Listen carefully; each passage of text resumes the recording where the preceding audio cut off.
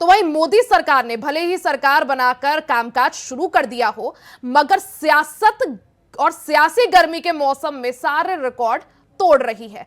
तमाम सियासी मुद्दों पर बात की हमारे सहयोगी सादिक ने शिवसेना उद्धव गुट की सांसद प्रियंका चतुर्वेदी से। हमारे साथ मौजूद हैं शिवसेना सांसद प्रियंका चतुर्वेदी जी। मैम, जिस तरह से नीट को लेकर छात्रों में बहुत आक्रोश है, किस तरह से आप देखती हैं? ये बहुत दुखद है कि जो हमारे युवा वर्ग है, एक तरफ ग्रेजुएट होकर उनको रोजगार नहीं मिलते, दूसरी तरफ वो महीनों तक मेहनत करते हैं, सालों तक मेहनत करते हैं नीट की परीक्षा पास करने के लिए, इस उम्मीद में कि उनकी जो करियर चॉइसेस हैं वो उसको फॉलो कर पाएंगे। पर उनके साथ दुर्भाग्य ये है कि पेपर लीक इतना कॉमन हो गया है कि एक दिन पहले एग्जाम के पेपर लीक हो जाते हैं।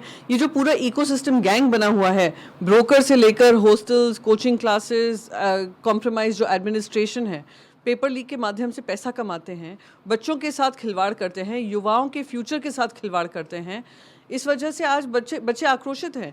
ग्रेस मार्क्स दे दिए जाते हैं, किसी को नहीं पता किस आधार पर ग्रेस मार्क्स दिए गए हैं।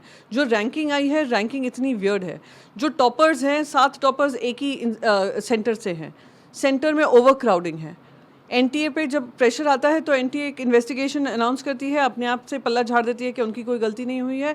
इन्वेस्टिगेशन जो अनाउंस हुआ है, चेयरमैन वही हैं एनटीए के जो इन्वेस्टिगेट कर रहे हैं। ये तो चोर और कोतवाल जैसी सिचुएशन हो गई। मैंने हेल्थ मिनिस्टर और एजुकेशन मिनिस्टर को ये लिखा है। मैं पेपर लीक कितना कॉमन हो चुका है। जनता ने आपको एक बहुत बड़ा संदेश दिया है, आपको बहुमत से पीछे रखकर, कि अगर आप युवाओं की बात नहीं सुनेंगे, महिलाओं की बात नहीं सुनेंगे, किसानों की बात नहीं सुनेंगे, आम जनता की बात नहीं सुनेंगे, सिर्फ अपनी मन की बात करते रहेंगे, तो आपको खामियाजा भुगतना पड़ेगा। इससे भी आप अपनी भूल सुधार लो, वरना जनता आक्रोशित होकर रास्तों पे आएगी और आपको मजबूर करेगी। तो मैंने उनसे एक टाइम बाउंड मैनर में एक इंडिपेंडेंट एजेंसी के माध्यम से इन्वेस्टिगेशन मांगा है, और उस पर सख्त से सख्त कार्रवाई हो, और जो इसके पीछे हैं उस पर सख्त से सख्त कार्रवाई, क्या उनको जेल की सज़ा हो, क्योंकि वो जो खिलवाड़ कर रहे हैं देश के भविष्य के साथ कर रहे हैं, युवाओं के भविष्य के साथ कर रहे हैं, यह हमें मंजूर नहीं है। मैम, जो दिल्ली में संकट चल रहा जल वाला, टैंकर माफिया पर अब तो सुप्रीम कोर्ट ने भी सवाल उठाए हैं, उसे किस नज़रिए से देखती हैं आप? देखिए, इतना दुर्भाग्यपूर्ण है कि राजनीति के चलते आम जनता को तरसाया जा रहा है, उनको पानी से मजबूर किया जा रहा है। आप केंद्र सरकार ने, क्या ये सच्चाई नहीं है जो खुद सुप्रीम कोर्ट ने संज्ञान लिया था कि सर्विसेज जो हैं दिल्ली के, वो केंद्र सरकार की जिम्मेदारी है, एलजी की जिम्मेदारी है।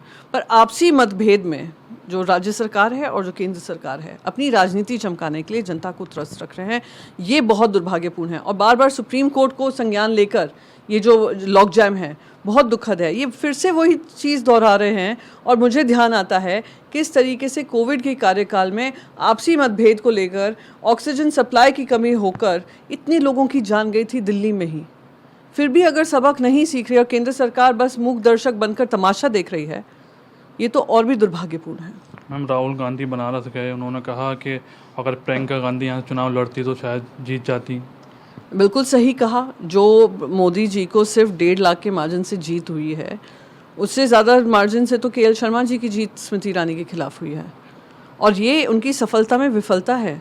ये बनारस की जनता ने एक बहुत बड़ा संदेश दिया, और ये मैंने 6 महीने पहले भी कहा था, जब अजय राय जी ने कहा था कि प्रियंका गांधी अगर खड़ी होंगी तो ये मोदी जी को हरा देंगी। और अब तो सही लग रहा है, कितने राउंड्स में अजय राय जी उनके आगे थे मोदी जी के, फिर जाकर बचाकर पसीने छुटवा कर प्रधानमंत्री जी चुनाव जीते हैं। ये एक ओवर कॉन्फिडेंस दिखाता है। आप जनता के विवेक पर ना विश्वास करके अपने मन का जो अहंकार है उसके चलते आप वोट मांगने गए थे।